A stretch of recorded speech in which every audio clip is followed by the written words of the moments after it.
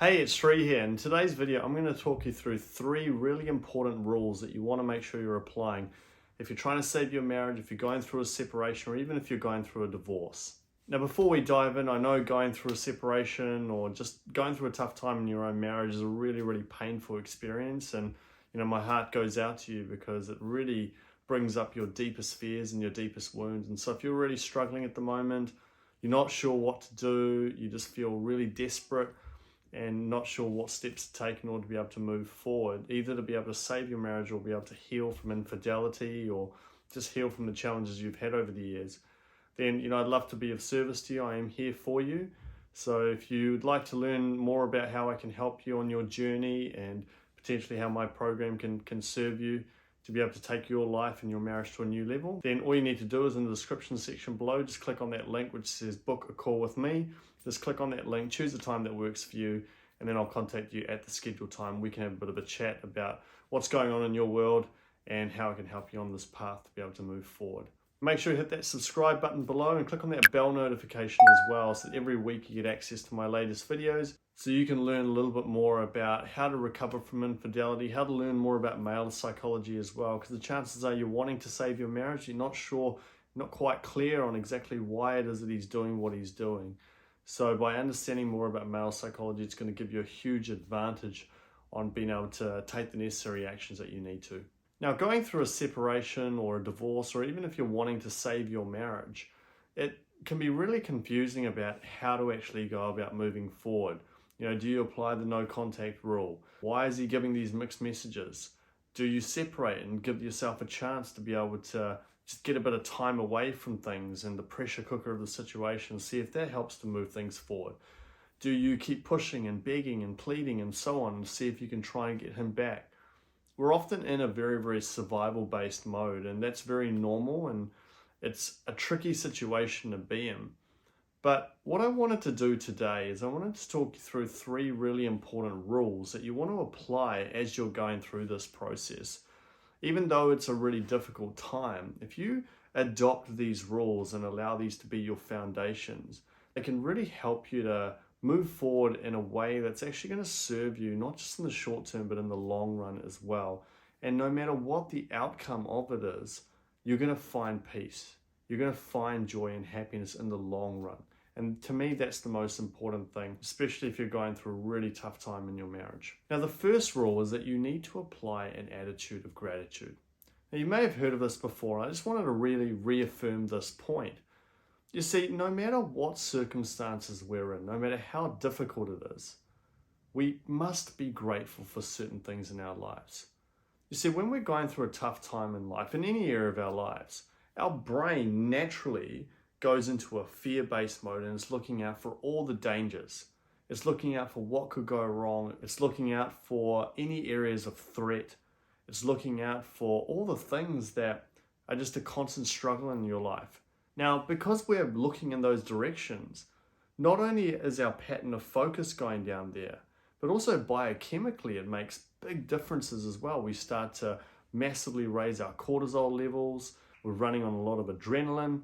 And it just becomes a very, very toxic situation. Our physical bodies start to be put under massive amounts of stress. And so we need to find a way to be able to break out of that pattern. We need to break out of that negativity and all the dramas and all of the pain that we're facing on a regular basis.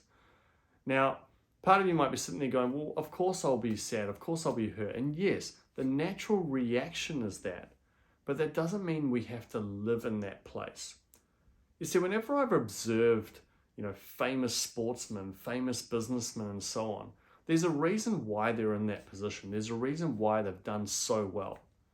And that's because when they're under pressure, they're able to find a sense of calm, a sense of optimism, a sense of trust and faith that things are actually going to move forward.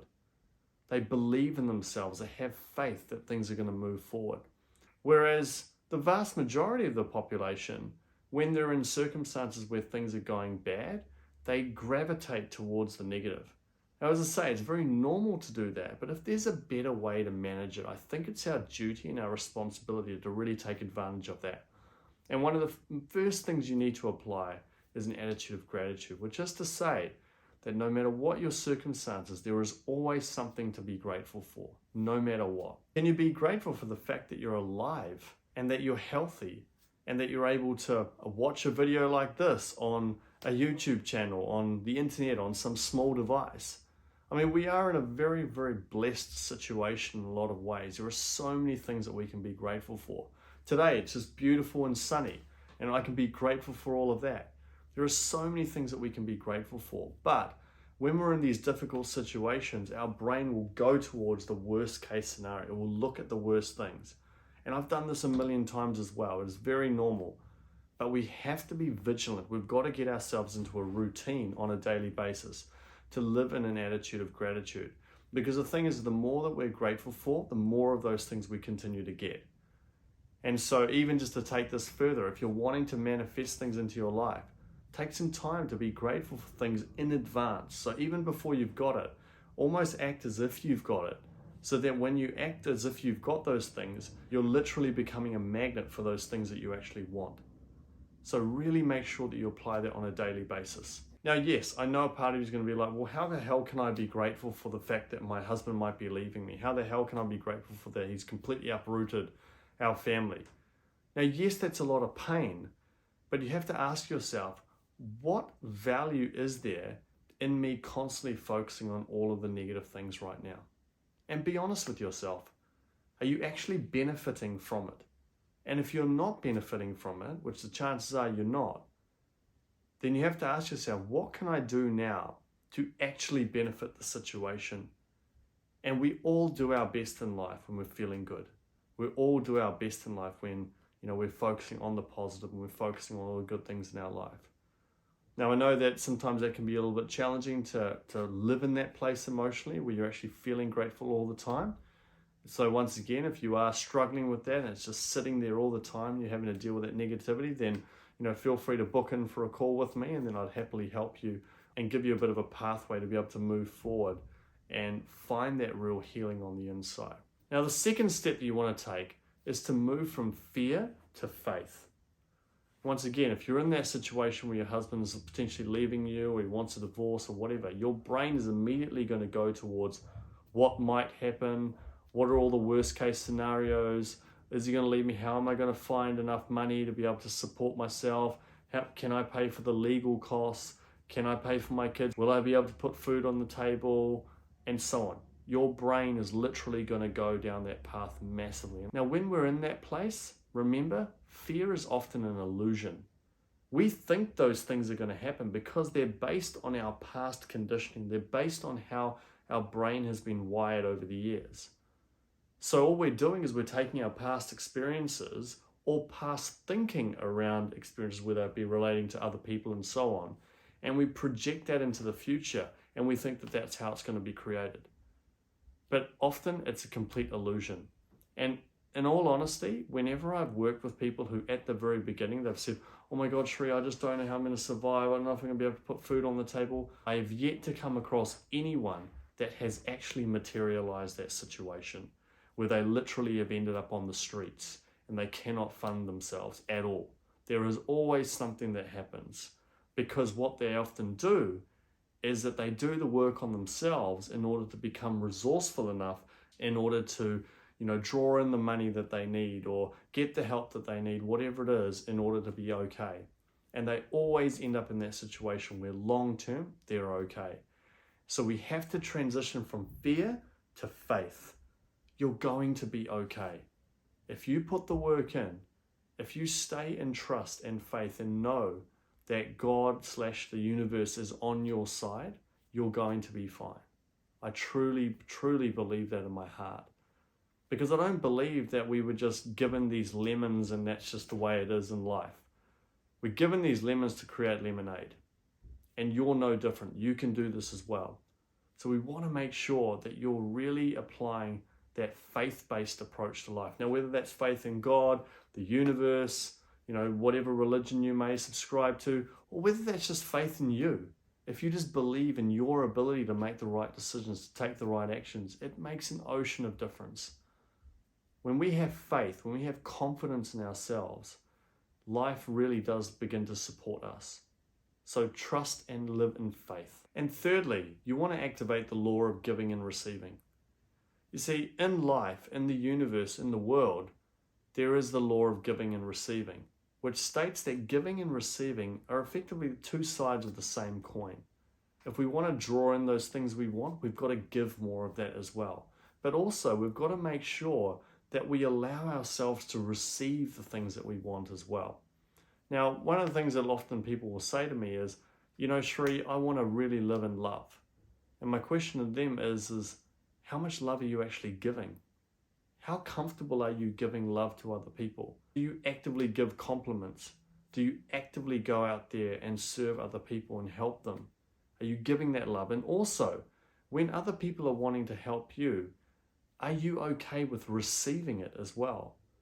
A lot of people struggle with receiving love or receiving compliments. Now, if I knew you in person and I said to you, you've achieved so much, you're such an amazing person, what a beautiful soul you are, or whatever other compliments I give you, how does it feel? Is there a part of you that goes, I'm not sure, I don't know, it feels weird receiving compliments? Or is there a part of you that's like, yeah, I love it? A lot of people really struggle to receive compliments.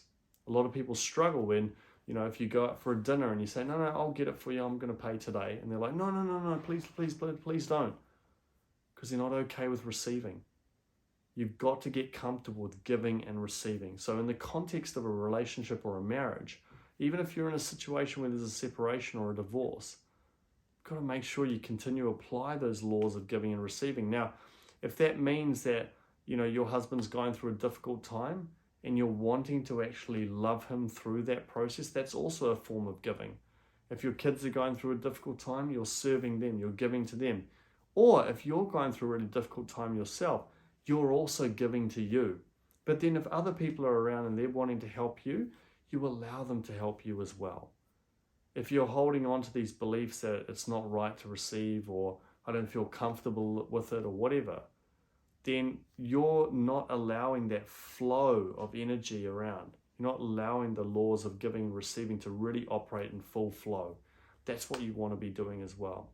So just to summarize, the 3 rules that you want to be approaching this with is the attitude of gratitude, transforming fear into faith, and then making sure you activate the law of giving and receiving. Now, these are just some simple practical tools, but obviously transformation goes a lot deeper than this.